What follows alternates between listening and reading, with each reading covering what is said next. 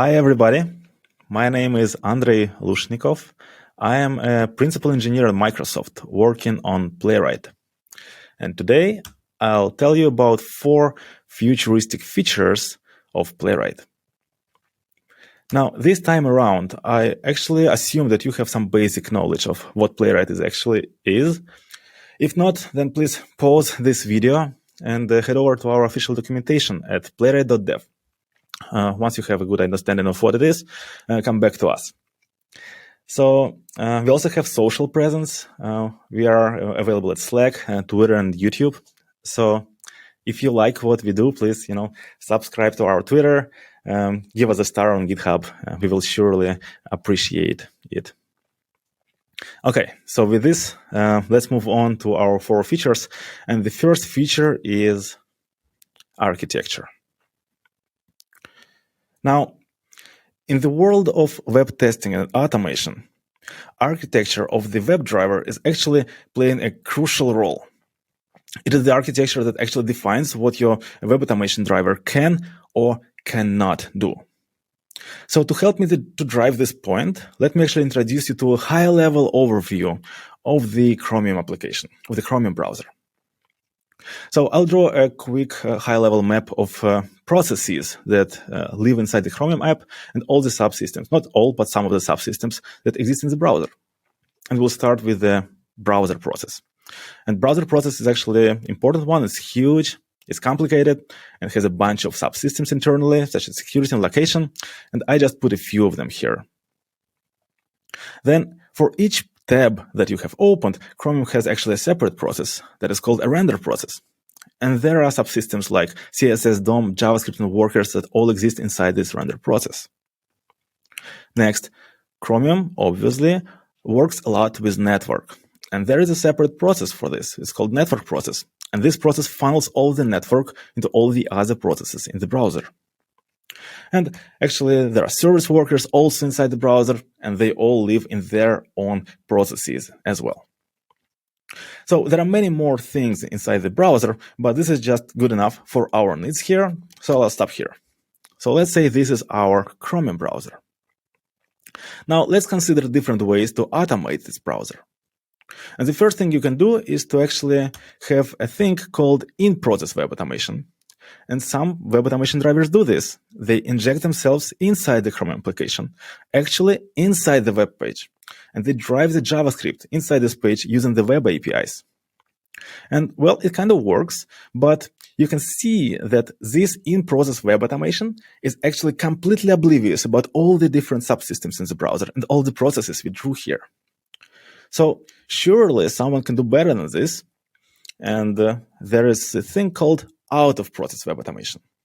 And well, out-of-process web automation is using this. Well, first of all, it lives outside of the Chromium application. So it needs something to communicate with the browser. And it uses this thing called Chrome DevTools protocol for this. So using CDP, it can connect inside a page to the JavaScript to drive some, JavaScript execution. And it can also connect to the input subsystem inside the browser process. So this out-of-process web automation can actually do trustworthy input delivery, which is a big benefit over the in-process web automation. Now, however, usually there are certain issues in those web drivers that do this kind of stuff. And for example, they have to multiplex between different pages. They cannot connect to both of them. You can connect either to one of them or another. And this is what some web automation drivers do today. So now let's talk about Playwright. Now, Playwright, like other out-of-process web automation, uses CDP to connect to the browser. And unlike other out-of-process web automations, it actually connects to all the subsystems inside the render process. So not only to JavaScript, but to workers and others. So for example, you can get information about workers inside the page. Playwright also connects to all the pages inside the browser. So you can efficiently work with multiple pages and you can automate them simultaneously. Playwright knows a lot about browser process, and of course, it hooks into the input subsystem, so it can deliver trustworthy and really precise input to the pages. And of course, we hook into location subsystem, so we can fake your geolocation, for example, and helps with geolocation tests. And security, of course, because those self-signed TLS certificates, well, you can bypass them with Playwright, and you can change the content security policy if you want so. We work with network process, which means all the traffic that flows inside and outside the page, you can intercept it, you can interact with it, you can mock it and stop it, like do whatever. You have full control over all the network inside the browser and all the processes inside the browser. And of course, we connect to all the service workers inside the process, inside the Chromium process. Okay, so this is how Playwright works with Chromium. And you see it looks like kind of an octopus. And there is actually one other project that has a very similar architecture. And this is a Chrome Developer Tools project. And this is not a coincidence. And the reason is that we used to be working on Chrome Developer Tools for many years. And we know that this architecture actually scales well, and it's battle tested for more than 10 years. We were developing and evolving this architecture. So as we moved on to work on web automation, we actually inherited this architecture for us and made it work for Chromium. Now, this is good for Chromium, but web developers, actually, they want to do cross-browser testing. So just having this working for Chromium is not enough. So we know this. So what we did, we actually went back and we took what we did for Chromium and we repeated it 2 more times.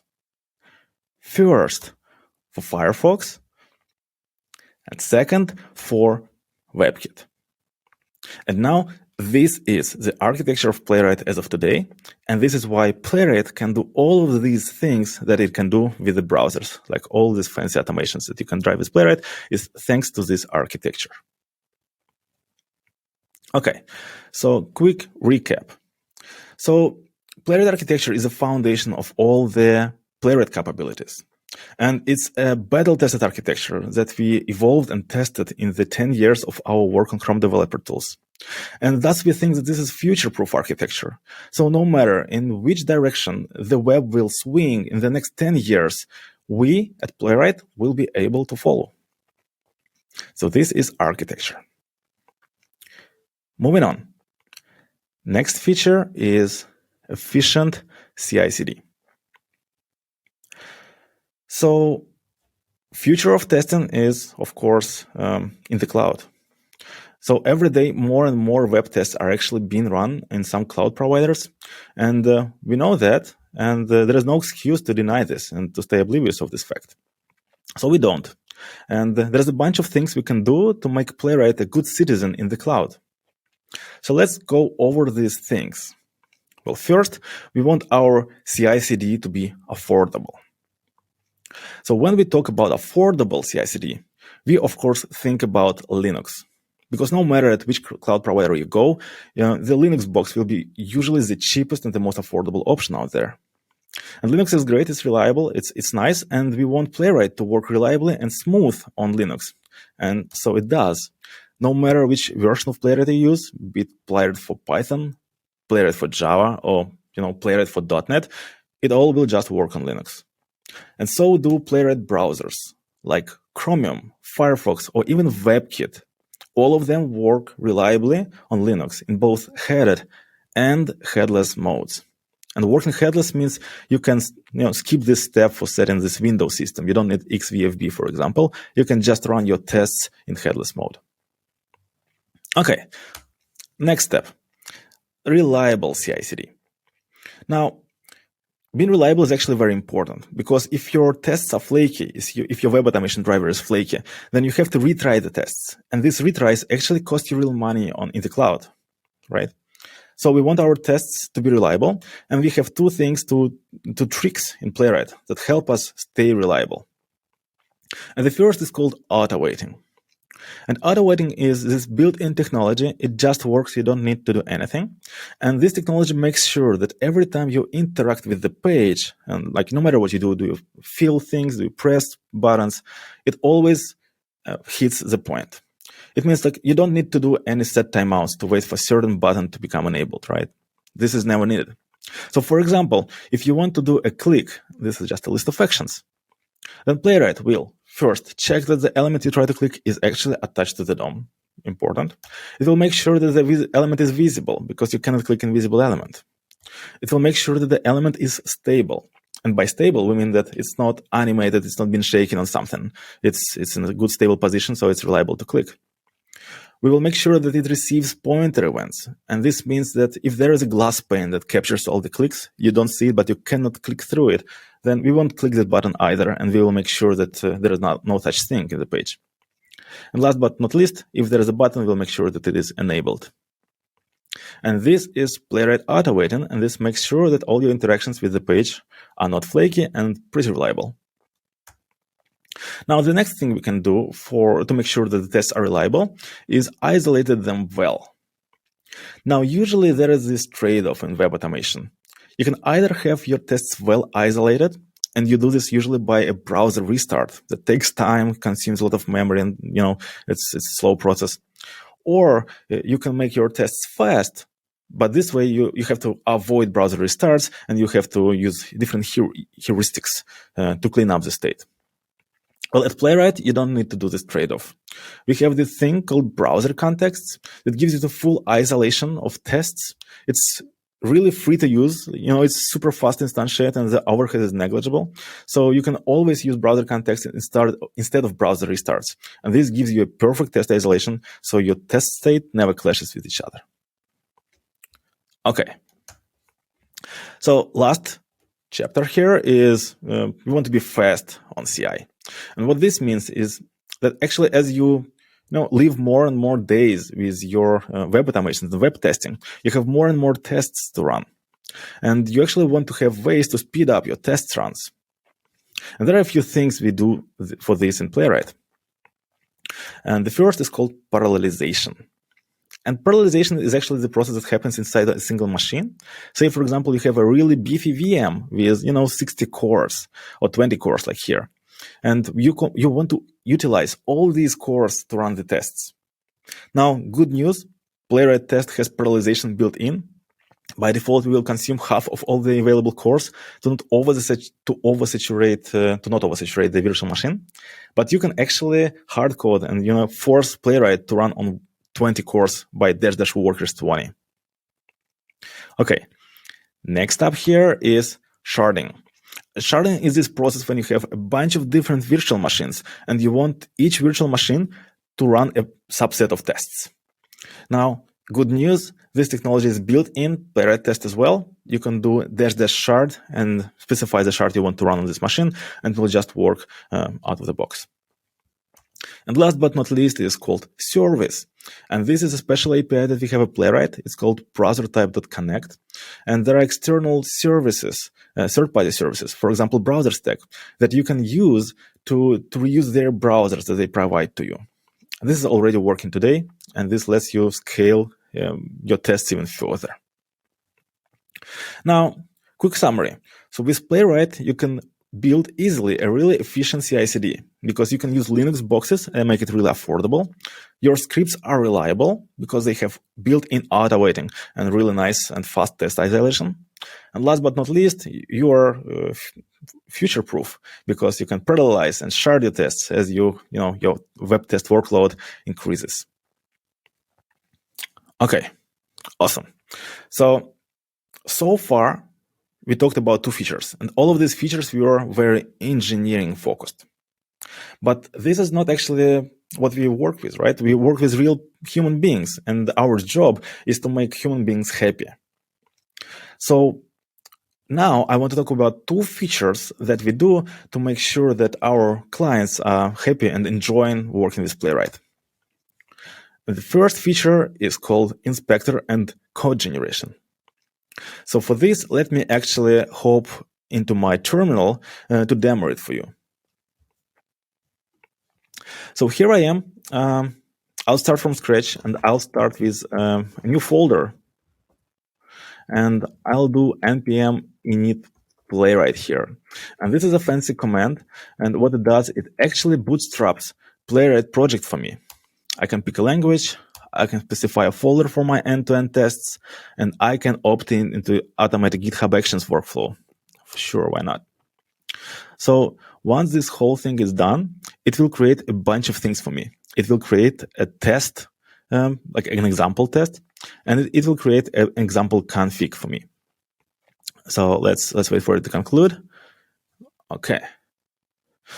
And here's my test. And here's my config. And I'll start with looking into config first, because we don't need many things here. So in config, you can do many things. You can pre-launch your web server, for example. We don't need it. You can specify trace and artifacts collection. We don't need it. And we have this section called projects. And projects is these browsers and configurations that are used to run your test. So by default, we suggest that you run your test in Chrome, Firefox, and Safari in desktop versions of these browsers. We don't need it for the sake of this demo. And also you can run in mobile Chrome, for example, on Pixel 5, or even mobile iPhone. This is very cool, but we don't need this for the sake of this demo too. So I'll remove all of this. So now let's make sure that I can just run my test with npx playwright test and that it passes. Okay, nice. It took 4 seconds. It's pretty fast. It's navigation, I guess, to a website. So now what I want to show you is that I can use Playwright Inspector to look into my test. I want to see this example.spec.js. So what I do npx playwright test-debug. Now, actually, when you watch this video, we already released the version v1.15 of the Playwright, and you can use this flag to enable Inspector. But as of today, I'm still in the past, so I have to use this old environment variable to enable the Playwright Inspector. So let's use it. So here I am. I launched it, and I have 2 windows popping up. So let me show you around. So first, we have this browser window. And this is just a Chrome window that will be used to run the test. Let me resize it so that we can see the second window down there. So the second window is Playwright Inspector. And I can zoom in so that you can see everything clearly. And this is the UI I want to introduce to you. So this UI has actually 4 parts. First is the source code here. And this is the source of the test of the example.spec.js. And we can see that it has 3 commands here. And we have this blue execution line posed at the very first command. Now, to advance this execution line, we will use the buttons from this control panel. And here is this step over button that I can click. And as I click it, we can see that the execution line advanced and the page actually navigated to playwright.dev. Now, below here, we have a log of all the actions that Playwright is doing. And we can see that there is a page go to action. And we have a green check mark here. It means that, it navigated successfully in 1.3 seconds. And we can see that there is a locator.click action that is currently paused. Now, down here, remember, we were talking about auto-waiting. We can see the log of all the auto-waits that were happening. Like, for example, we were waiting for the selector. We made sure that it's visible right here, that it's enabled and stable. We scrolled the thing into view, and we even made sure that pointer events are received at these coordinates. And now, if you go and look inside the page, we can see this red dot. And this is where Playwright is aiming to click. Now, this is nice. And we can move to the last section of this UI, which is this selector playground. So we can see here we have text equals get started, and this is actually a Playwright selector.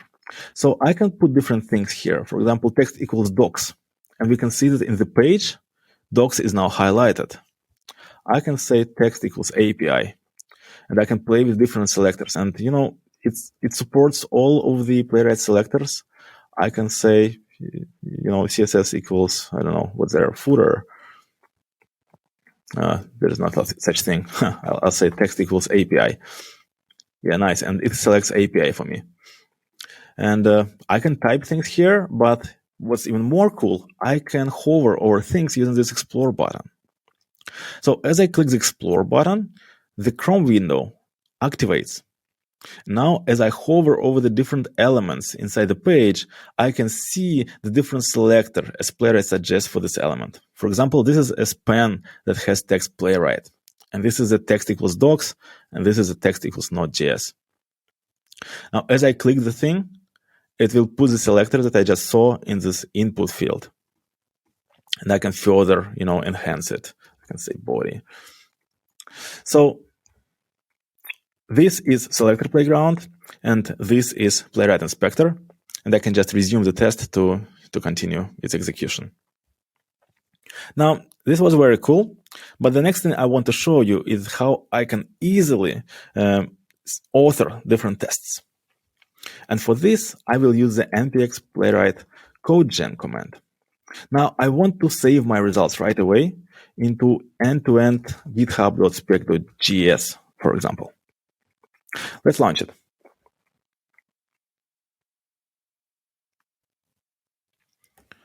Okay.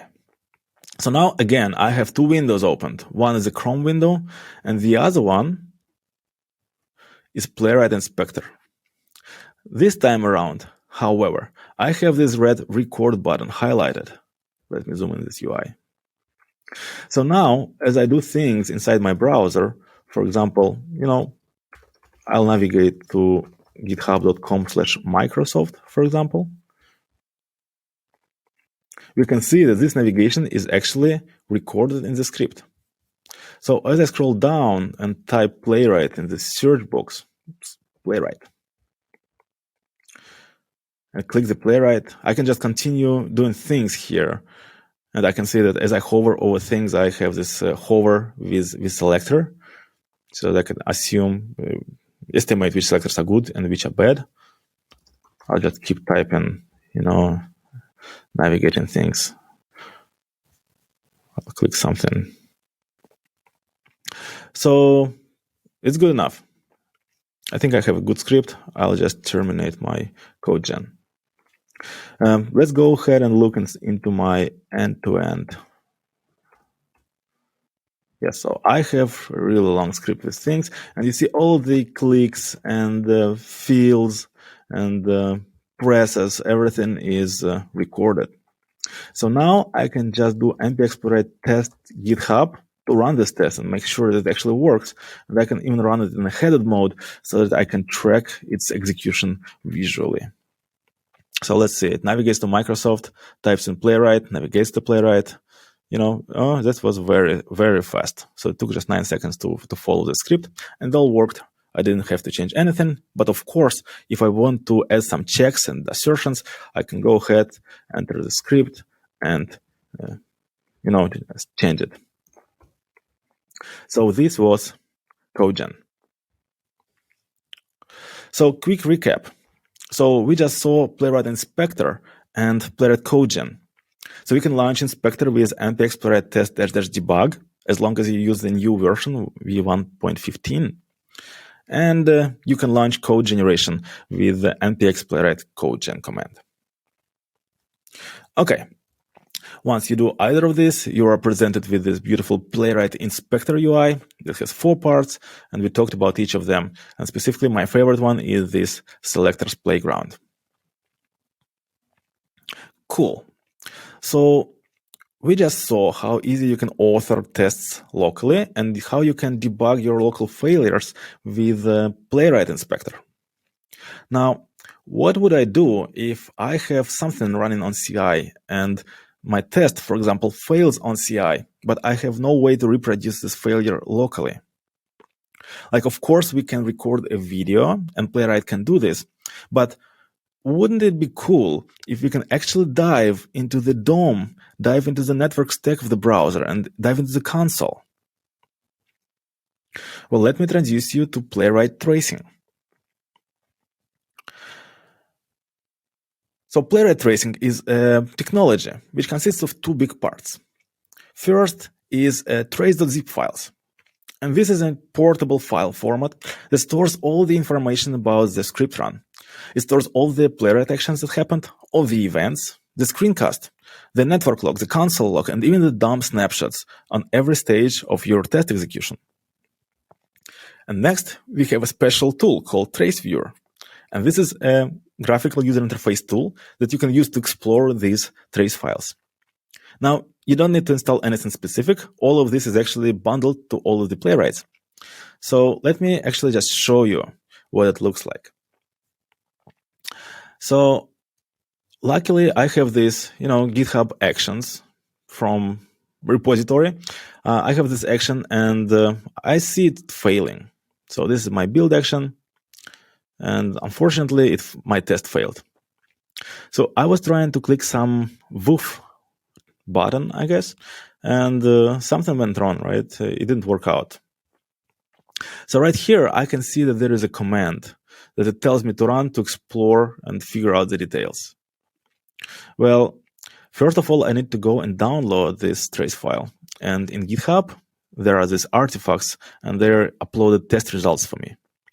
Now, I already have these test results downloaded in my folder, so I can just unzip it.